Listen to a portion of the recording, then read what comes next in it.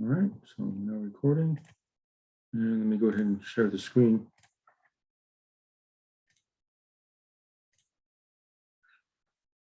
Okay, so we were here, 6.2, 2 days, 6.3, 2 days. Again, how fast are we going?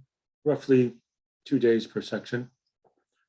All right, we've concluded quiz 1. So all the quizzes are going to be sort of like that. You should have gotten an email reply back from me sometime during the weekend. Okay, so Fridays, I will give you a quiz. You have the rest of the day until 11:59 p.m. to submit the quiz, so there should be plenty of time. Open everything, open discussion, and so forth. Quizzes out of 5, so you should have gotten a reply email back from me, 5 out of 5, 4 out of 5, 3 out of 5, or whatever. You get to drop 1 out of every 4 quizzes. So if you miss a quiz, it counts as a 0, but you get to drop 1 out of every 4. Or if you bomb out on a quiz, oh, I only got 1 out of 5, you can drop 1 of every 4. So every Friday is a quiz unless it's an exam. So quiz, quiz, exam, quiz, quiz, exam, and so on. Okay. Again, also speaking of the quiz, some of you did not turn in a quiz. That's the only way where I'm sort of counting attendance. Now, you never have to show up for the Zoom session. Okay, so some of you are here right now, and that's fine. I think there's maybe 20 of you. There's a lot more than 20 in our class, and that's okay. Some of you are just watching the video a little bit later. The only way I'm checking attendance, quote unquote, is from submission of quizzes and exams, right? So if you did not submit a quiz, I don't know that you're here. And if that keeps up, that's sort of like my quote unquote attendance. So if you skip 4, so if you miss 4 quizzes or exams, then I can drop you from the course. That's my consideration of non-attendance. If you have extenuating circumstances, then just let me know. Okay, so you should have gotten your quiz score back, and if you didn't, let me know, but they're all going to be like this. All the quizzes are that kind of style. All right, and let's see, from now on I'll generally be communicating via Canvas announcements. That's all we have in this class on Canvas, so don't look under Canvas for modules and discussions, and so I'm not really a Canvas person. The only thing that I'm using on Canvas is the announcements, and that's about it. Everything else I'm just doing the old-fashioned way by having my own grade book and so forth. Okay, so that is the extent of my Canvas stuff. Okay, for the first exam, remember you can have one cheat sheet, one formula sheet, so you can start putting stuff now. Everything we did on 6.1, you want to put a sample problem or formulas, you may. Same thing for 6.2, 6.3, put it on one sheet of paper, 8.5 by 11, both sides, put anything that you wish. And a reminder, some of you have already done this, but for a class like ours, I never get to really know what you look like. Okay, so if we met face-to-face, I see you every day. Okay, I know what you look like. For a class like this, I don't get to know what you look like. So how do I know it's really you that's taking the test? So before the first exam, Friday, September 3rd, okay, email me your driver license, or ID, or whatever. All I need is your name and your picture. You can cross off, sensitive information like address and height and weight and date of birth and all that stuff. Okay, just something like this. If you have an ID card, school ID card that just has your name and picture, you can email that to me, and that would be fine also. Okay. All right, so that's about it. I think I'm ready to get started with 6.2. I did very little last time, but we will do much more. Okay, so 6.2, the main idea I left you last time was for something called the disk method. We're doing something called a volume of a solid of revolution. We're taking a region and spinning it about either the X or the Y axis, and you see a little tiny disk. So here's a typical slice I did last time, right? If you take this slice and spin it about the X axis, you get a very thin disk.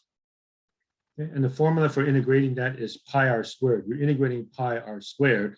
Pi is a constant. The whole idea is what is the r? What is the radius? First few examples, it's pretty easy to tell, I hope, that it's either going to be X or Y, but it becomes more complicated a little bit later on. Okay. All right, so I'm going to start doing some of the problems from the homework. So here we go.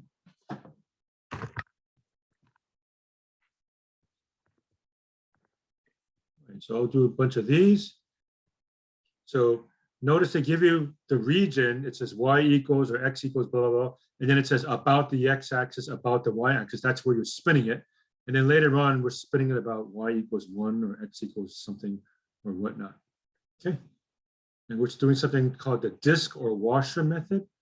Above problem 1, I don't have any more hands. I'm holding up the book, but it says a typical disk or washer. We'll talk about a washer. A washer is basically a bigger disk minus a smaller disk, and we'll see all of that today.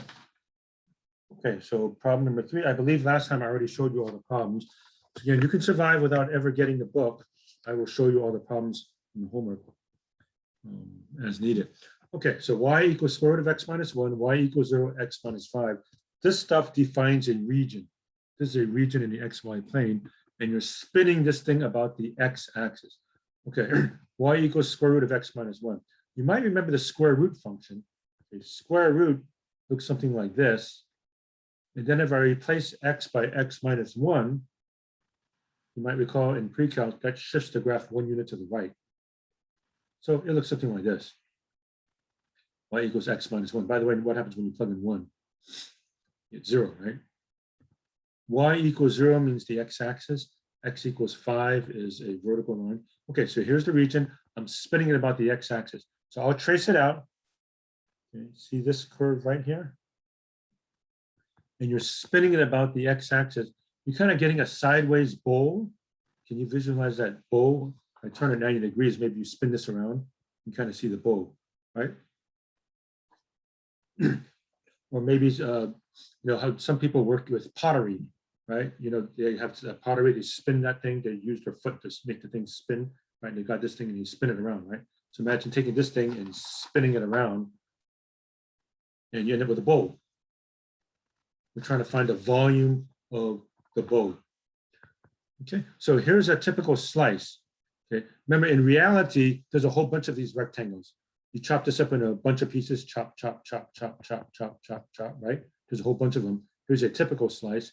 So when I spin about the x-axis, here's my disk. Right? Again, you might argue it's not truly a disk. That's correct. It's not truly a disk because that height on the left side is a little bit different from the height on the right side. But again, for continuous functions, if delta x approaches 0, right, which is what's happening, and the number of pieces you're dividing the interval into, n approaches infinity, delta x approaches 0, the approximation gets better and better and better. Okay, so I can use the formula of integrating pi r squared. And again, I recommend putting this on your formula sheet, on your cheat sheet for the test. I'd say if I have a disk method, then integrate pi r squared. So what is the radius? Well, if I spin this thing around, this distance right here, from here to here, is the radius. And that's what you normally call y, right? After all, the y value is the distance from a point to the x-axis. This is y. And what is y in this particular case? Radical x minus 1. So when I integrate pi r squared, it's pi y squared, because this thing that I'm spinning around is y, or radical x minus 1. Okay, so I'm ready. Integration is going to go from 1 to 5. So integral from 1 to 5, pi r squared. R is y, which is radical x minus 1. So here's pi r squared. Okay, and what is radical x minus 1 squared? Well, it's just x minus 1. Okay, so we're home free now. Pi integral of x. Remember, that's like x to the 1. X squared over 2 minus the integral of 1 is x minus x from 1 to 5. Take out the pi. Okay, plug in 5, plug in 1. So 5 gives me 25 over 2 minus 5. Subtract, plug in 1, 1/2 minus 1. Okay, then a little bit of arithmetic. 25 over 2 minus 1 over 2 is 24 over 2. That's the same as 12. Then I have -5 minus a minus 1, -5 plus 1, minus 4. So my final answer is 8 pi. Okay, so what is 8 pi? 8 pi is the volume in cubic units of this bowl, as it were. If I take this region, spin it about the x-axis, the volume of that would be 8 pi.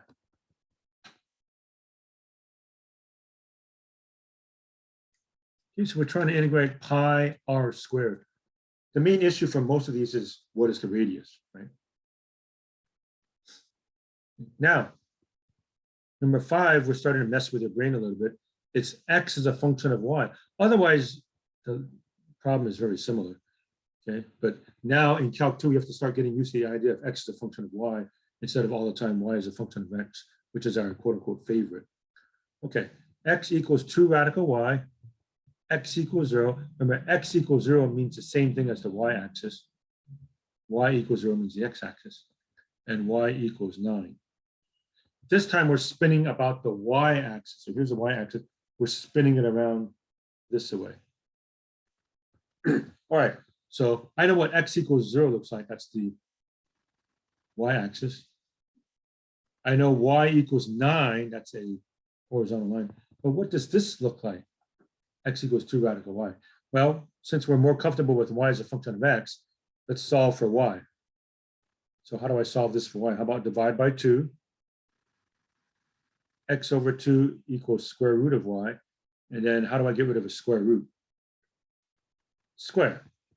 Square both sides. And you get y equals 1/4 x squared. And then you say, there it is. Oh yeah, I know that's a parabola opening up. Okay, so here's the region that I'm considering. So here is x equals 0, y-axis, y equals 9, and then x equals 2 radical y is the same as y equals 1/4 x squared in the part that I'm considering here. So here's the region. And now we're spinning it this way.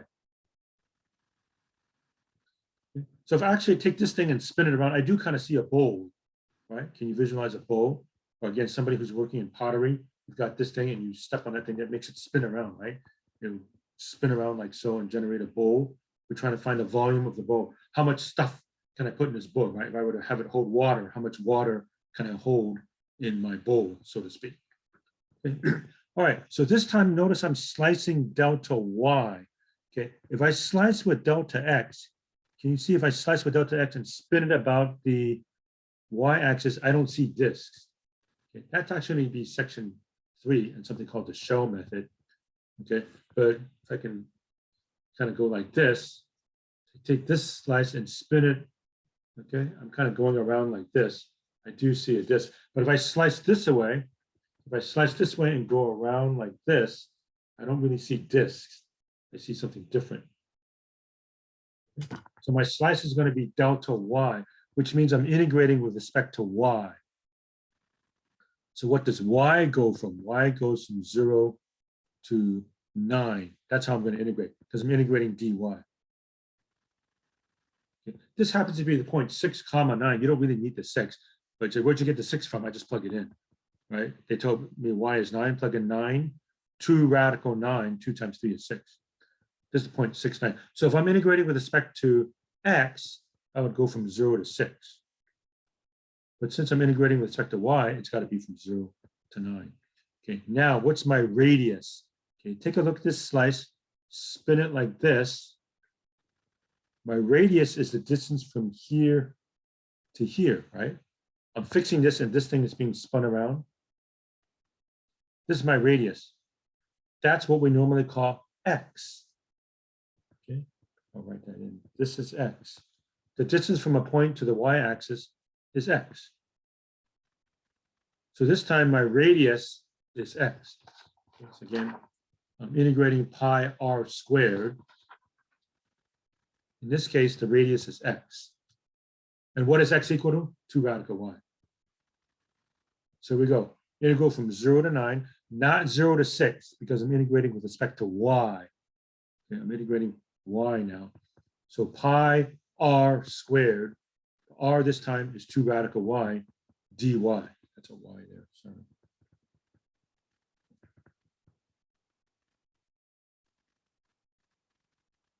All right, take out the pi.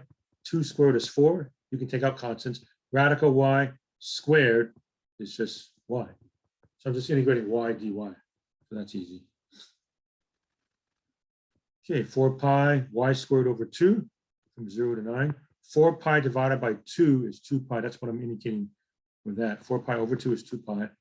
So I'm just worrying about y squared. Plug in 9, you get 81. 9 squared. Plug in 0, you get 0. 2 pi times 81, 162 pi.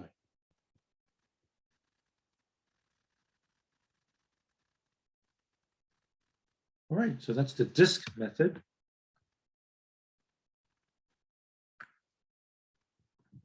Now we're going to make it a little bit tougher. doing something called the washer method. It's really still the disk method. Think of it as a disk minus a disk. That should be a minus sign.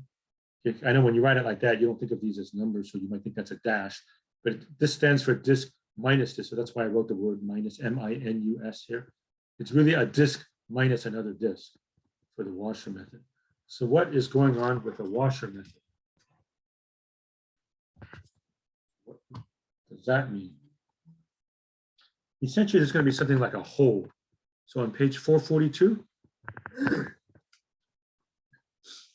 here's a region bounded by y equals x. We know what that looks like. Y equals x squared. We know what that looks like. So this funny thing, we're spinning it about the x-axis. See that? So if I take this slice and spin it around, I get a washer, like a washer that you use for nuts and bolts and so on. Kind of looks like this. Cross-sectional view is like this. Here's the larger radius x, here's a smaller radius x squared. So I can really think of it as, okay, pretend I take this entire region. See this triangle here?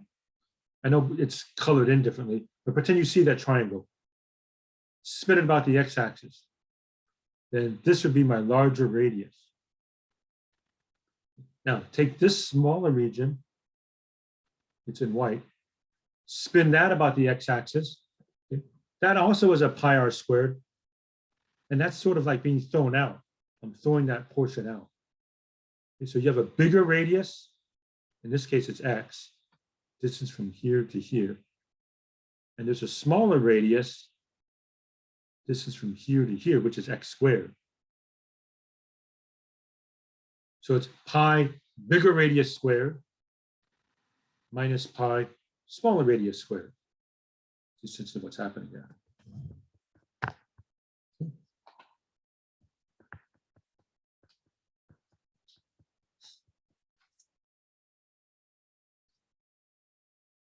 So for a washer method, and here's the one that we're actually doing, y equals x cubed, y equals x, x is greater than or equal to 0, spin it about the x-axis. Okay, y equals x cubed, looks like that. Y equals x, looks like that. They touch at 1, 1. Okay. You can set them equal to each other to prove it. In this case, it's fairly obvious, so I'll just let you say 0, 0, 1, 1. Okay, spin this about the x-axis. Okay. So it's the same picture. I'm going to take pi bigger radius squared minus pi smaller radius squared. So this is what I'm going to be doing for the washer method. Okay, so there's a bigger r and a little r. And if you want to put something like this on your formula sheet, you may. Well, maybe leave off the 0 to 1. So it's whatever the limits happen to be. But for washer method, maybe I should have put this down. Pi bigger radius squared minus pi little radius squared. Something called the washer method. There's going to be a bigger radius. There's going to be a smaller radius. Pi big R squared minus pi little r squared. Word of caution, don't go big R minus small r parentheses squared. That's not the same thing. Okay. It's almost like two separate problems. Work out pi bigger R squared, work out pi little r squared, and then subtract. But don't subtract the radii first. Don't do big R minus little r and then square algebraically. That's not the same thing. Okay, so what happens in this case? The bigger radius is x. The smaller radius is x cubed. So there we go. Integral from 0 to 1 of pi big R squared minus pi little r squared. Pi x squared minus pi x cubed squared. That's usually the hardest part of setting this up. The integration is pretty simple after that. Okay, normally what happens is you factor out the pi. Pi comes out. X squared is x squared. X cubed squared is x to the 6. Okay, now you're pretty much home free. So take out the pi, x cubed over 3 minus x to the 7th over 7 from 0 to 1, which is pi. Plug in 1. 1 cubed is 1, 1 to the 7th is 1. The easiest numbers to plug in math are 0 and 1, right? Plug in 1, you get 1/3 minus 1/7. Plug in 0, you get 0 minus 0. Common denominator is 21, 7 minus 3. Final answer is 4 pi over 21. What is 4 pi over 21? That's the volume that I get when I take this funny region, spin it about the x-axis. Okay. There's going to be a hole. You can tell there's going to be a hole because it's sort of like you're carving out this piece right over here.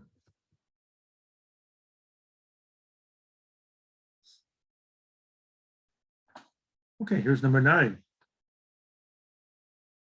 Y squared equals x, x equals 2y, spin about the y-axis. So I'm going to be going this way. If I go this way, my slice is going to be delta y. Okay. And yes, some of you are wondering, he's doing some of the problems out of the homework. Yes, every one I do is one less you have to do, except go home and copy it down and redo it and see if you can do it on your own, but you've got it all here in terms of doing the homework. And satisfying the 70% homework requirement, it's really not that hard because I end up doing a huge percentage of it anyway. See, both of these are solved x in terms of y, right? You can put the x in front. Okay, how do I know what to integrate from? I have to set them equal. And that was the key also for one of the quiz questions. Like one of the quiz questions, some of you integrated from, what was it, 0 to 2? Where did you get that 0 to 2 from? I don't accept my graphing calculator gave it to me. This is not a graphing calculator class, and that's not fair for people who don't have a graphing calculator. You need to show me the work. So the way to do that is to set them equal to each other. Right? So how do I know what to integrate from? Well, set these two equal. So y squared equals 2y. Subtract y squared minus 2y equals 0. And the quiz question was very similar. Factor out the y. So y equals 0, y equals 2. So they touch at y equals 0 and y equals 2. So where'd you get the 4 from? Plug it in. Plug in 2 here, get 4. Plug in 2 here, you get 4. So 0, 0, 4, 2. This is a line, x equals 2y. This is a parabola which opens to the right, so it goes like so. So this is the region in question, line, parabola. And you have to watch out. We're integrating with respect to y. My slices are delta y. That means I'm going to be integrating dy, which is considered the upper function, the line or the parabola in this instance. In this instance, the line is upper because it's further to the right. Okay, so don't say, oh, the parabola is above the line. That's if you're going in the x direction. But in the y direction, again, maybe it's easier to see if you tilt it 90 degrees and say, oh yeah, the line is above the parabola. And above this time means further to the right, more on this side compared to this. So the upper function is the line. It's further to the right than the parabola. Right? So it's going to be pi big R squared minus pi little r squared for something called the washer method. It's a big disk minus a little disk. Put this on your cheat sheet if you want. So pi, the bigger r is 2y. 2y squared, big R, minus pi little r squared, y squared squared. Pi big R squared minus pi little r squared. So again, for this washer method, it's really sort of this method. You're taking one disk, subtracting another disk. There's a hole in the middle. If I take this funny picture and spin it about, there's a hole, right? Okay. So the argument I'm taking is I'll take this triangle, spin it about, there's no hole. Then I'll take this thing, spin it about, there's no hole. Okay. But when I subtract the two volumes, then I get a hole. So I'll just take pi bigger radius squared minus pi little radius squared. Right. That's the key thing. After this, I think the algebra is pretty straightforward. Okay, factor out the pi. 4y squared minus y to the fourth. Okay, so the integration should be pretty straightforward after that. Okay, so let's see, 4y squared, 4y cubed over 3, minus y to the fifth over 5. We always like 0, right? When you plug in 0, quite often it's 0. You do have to watch out. It's not 100% of the time that you're going to get a 0, but I'll say that a lot of the time you get 0. So, do a quick double check. Put 0, okay, that's 0. Put a 0, that's 0. But watch out for like some trig functions. Sine of 0 is 0, but not cosine of 0, right? Do we call the cosine of 0 is 1. And watch out maybe for like exponentials. What's e to the 0? E to the 0 is 1, right? So don't just flippantly say, oh yeah, plug in 0, you get 0. I will say it happens a lot, but you better double check. So quick double check, plug in 0, that's 0, and that's 0. Okay, so 0 minus 0, so that's easy. So the only harder part is 2. Okay, so plug in 2. 2 to the 3rd is 8, 4 times 8 is 32. 2 to the 5th is also 32. So I have this. Okay. I'm going to show you a trick. Now, you don't have to follow the trick if you don't want to. You have to get a common denominator, which is 15, right? You say, oh, I got to do 32 times 5, 32 times 3. There's actually a trick. You can factor out the 32. There's a common factor of 32. So I took out the 32 pi and just made it 1/3 minus 1/5. Okay, I like 1/3 minus 1/5 better. Now you say, do I have to do that? No, but some of them might be interested in that trick. By the way, if this was a 32 over 3 and this is a 31 over 5, then I'm stuck. I have to, multiply it all out. But you don't actually have to go 32 times 5 and 32 times 3. Since these are both 32s, right? You can just take the 32 out and just go 1/3 minus 1/5. That's a little trick. Thought I'd share with you, but if you don't want to use it, don't. Anyway, that makes this calculation easier. So common denominator is 15, 5 minus 3 is 2. 2 times that. 64 pi over 15 is my final answer. Okay. So there we go. Oh, that one.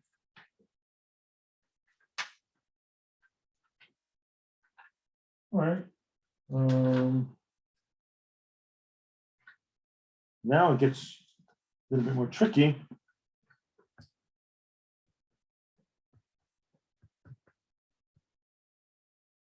Spin about y equals 1. So it's not just x-axis, y-axis, but you're spinning it about somewhere else. Y equals 1. That's a mean trick. Y equals x squared, x equals y squared, about y equals 1. Okay, you should be comfortable with y equals x squared. Parabola opening up. X equals y squared. It's really the same shape, you just tilt it 90 degrees. So it opens to the right. So here's my region in question. But now it says to spin about y equals 1. Y equals 1 is a horizontal line way up here. So we're taking this and spinning it around here. Sorry, that's supposed to be an arrow. Can you imagine taking this region and spinning it way up here?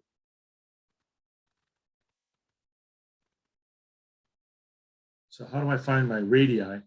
Okay, so here's my slice, delta x. So how do we figure this out? Okay, so here's our reasoning. Keep in mind, if I take any point and go straight to the x-axis, that's what we normally call y. So this is y. For this graph, this distance is y. Distance from a point to the x-axis is y. I mean, think back to your most fundamental idea of plotting a point like 5, 3. 5, 3, you would go 1, 2, 3, 4, 5, 1, 2, 3, right? 3 represents the distance away from the x-axis. So this is what you would normally call y for this graph. This is y for this graph. So my slices are like this, delta x, because I'm spinning it about y equals 1. So that's the way I see discs. So this is my bigger radius between my 2 pen tips. This is my smaller radius. Okay, big radius, small radius. How can I find out my 2 radii? By the way, when I say radii, R-A-D-I-I, that's plural of radius. 1 radius, 2 radii. You've heard of that before. We don't say radiuses. So radii, R-A-D-I-I. Right. So here we go. Big R. The distance from here to here is 1. Distance from here to here is y. That means this must be 1 minus y. And what is that y? X squared.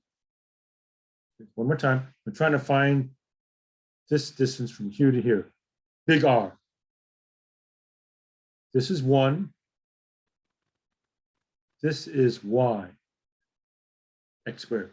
So the difference will be my big R, 1 minus the y, and in this particular case, the y was x squared. So this distance is 1 minus x squared. All right, likewise, this is from this pen tip to this tip. It's also going to be y, but it's a different y. By the way, I have to solve this. X equals y squared, so y equals root x, right? Take the square root of both sides. So the distance from here to here is also y. It's a different y. It's a different function.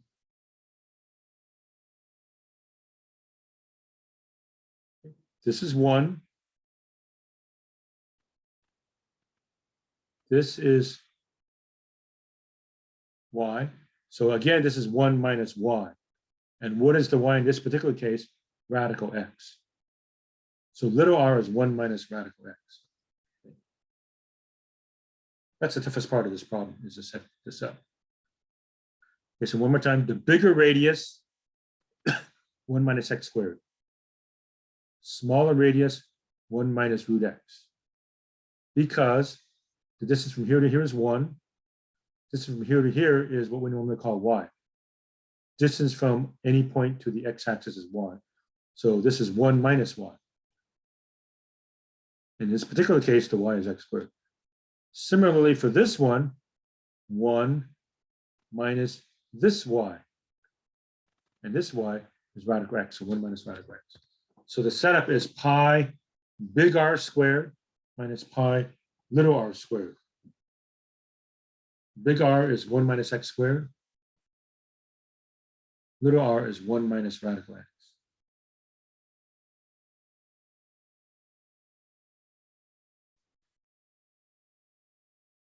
Okay, I'm going to let you do the rest of the integration algebra. I'll show it to you quickly, but I'm going to spend time getting you the idea of, what's my big R, what's my little r, all that stuff. Okay, you have to multiply this all out. So I'm going to say this quickly. I'll show it to you, but I wasn't really going to lecture on it because it's just algebra. Pi comes out, 1 minus x squared is that. See if you can figure that out. 1 minus radical x squared is all that. See if you can figure that out. Clean up the algebra. Looks like the ones cancel out. You end up integrating this mess over here. Okay, so you look at that. That should be easy. That should be easy. I'll just mention something quickly about 2x to the half. If you do the power rule, you add 1 to a half, right? That's 1 1/2, or 3 over 2. 2 times x to the 3 halves divided by 3 halves. But if you divide by 3 halves, you multiply by 2/3. That's usually the easiest way to do that. So that's where the 2/3 comes from. Okay, so one more time, x to the 1/2. You add 1 to 1/2, that's 3 halves.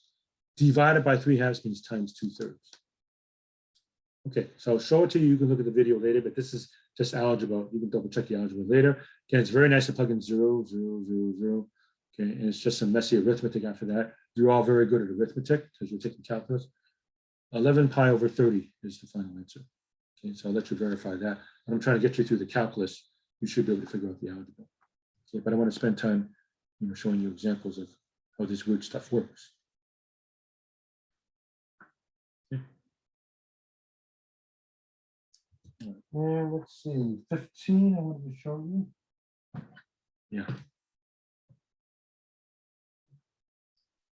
Y equals x cubed, y equals 0, x equals 1. Spin about x equals 2. Okay, y equals x cubed looks something like that. Y equals 0 is the x-axis. X equals 1 vertical line. Okay, this region right here, we're spinning it way over here. So imagine taking this thing, going around like that.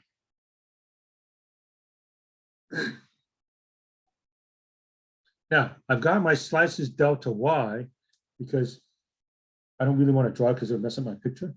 But if I were to draw slices delta x, if I take that slice and spin it this way, I don't really see a disk. You have something called a shell, which we'll talk about in section 3. That's why my slices are going to be delta y. If I spin like this, I do see a disk. Right? Can you see if I go like that, spin it around, I see a disk? So I need x as a function of y. How do I solve for x? Cube root. X equals cube root of y. Okay, so if I'm taking this funny piece, spinning it about x equals 2. So this is my bigger radius. This is my smaller radius. Smaller radius is easy. Little r is 1. Everywhere I go up and down here, little r is 1. This one's a little bit more troubling. Well, distance from here to here is x. And that's a distance from any point to the y-axis. That's x. How far is it from here to here? 2. This is 2. This is x. Therefore, this is 2 minus x. 2 minus x. But what is x? Cube root of y. Okay, so my big R is 2 minus cube root of y. It's a little bit tricky. So one more time. Take this region, spin it about x equals 2. So this is my bigger radius. I see a disk if I spin that around. There's my little radius. Spin that around, I see a disk. If I slice delta x, that rectangle, spin it like this, I don't see a disk. It ends up being something called a shell at section 3. Okay, my little radius is just 1. So big radius is 2 minus x, but what is x? Cube root of y. Okay, so here we go. I gotta go back up. So little r is 1. So pi 1 squared, that's little r. And my bigger radius is 2 minus cube root of y. So here it is. 2 minus cube root of y, which I'm going to treat as y to the 1/3, squared minus pi times 1 squared dy. So that's my setup. Okay, so here's the picture again. Big R, little r. And again, if you want to put this picture on your cheat sheet, you may. So I'll show you the cleanup for this, and then I'll pretty much be done. And then I'm finished and let you ask questions. So take out the pi, square this 4 minus 2ab, a squared minus 2ab plus b squared, right? 2 squared is 4. 2ab, 2 times 2 is 4, times y to the 1/3, plus b squared. Y to the 1/3 squared is y to the 2/3. And then minus 1 squared is 1. Pi comes outside. You can always factor out the pi. Let's see. 4 minus 1 is 3. Leave that alone. Leave that alone. All right. So integrate. Integral of 3, 3y. Integral of 4, y to the 1/3 is y to the 4/3. Remember, you add 1. 1 plus 1/3 is 4/3. Divided by 4/3 means times 3/4. And yeah, these will cancel out. Same thing over here. Y to the 2/3, add 1. Y to the 5/3 divided by 5/3 means times 3/5.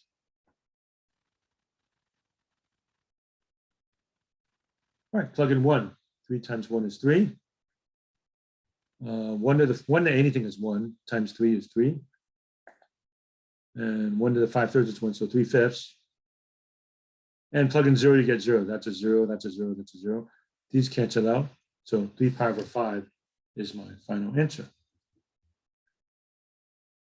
So there's a lot of stuff going on here, but you may notice I'm actually doing a lot of the homework problems. So your goal, I suppose, is go back and do the problems that I already showed you how. Maybe see if you can mimic what we did in class and see if you can follow along. What's a bigger radius, what's a smaller radius, and so on. So yeah, in terms of actually doing, quote unquote, all the homework, it's kind of a joke because I end up doing a lot of the problems anyway, right? I mean, I've already done quite a few of these and I'll do more tomorrow, I suppose. Okay, so I was going to stop there. Next time I'll start off with 13 and we'll get on with some more of the problems that are here. But otherwise, I'm done. So let me check the chat and see if anybody has any questions. And if not, I'm finished. So look at the chat. Okay, I don't see anything there. And yes, so a reminder, you don't have to turn in any of the homework until the day of the test. Okay, so test by test is when I need everything. Some of you are turning it in early. I don't need any of the homework until what, Friday, September 3rd, exam 1, at which point you turn in all of this, get your cell phone out, click, click, click, take pictures on your cell phone of all that work. And of course, you submit the test. And sometime before the first test, give me your photo ID because I don't get to see what you look like. So when it comes to the test, how do I know it's really you, right? Okay. So any other questions, please? I'll pause just for a moment, and if not, we're done for the day. Again, I don't take attendance in general, so don't worry about I didn't call your name or whatever, or you can always watch the video later. The only attendance, quote unquote, is if I don't get quizzes from you, right? If you don't turn in quizzes or homework for me, or exams, then I assume that you're not interested in class after all. Okay, anything else, please? All right, seeing nothing, then we're done. All right, have a good day, everybody. We'll see you next time. Yeah, Thank you, Professor. Have a good one. Have a good day.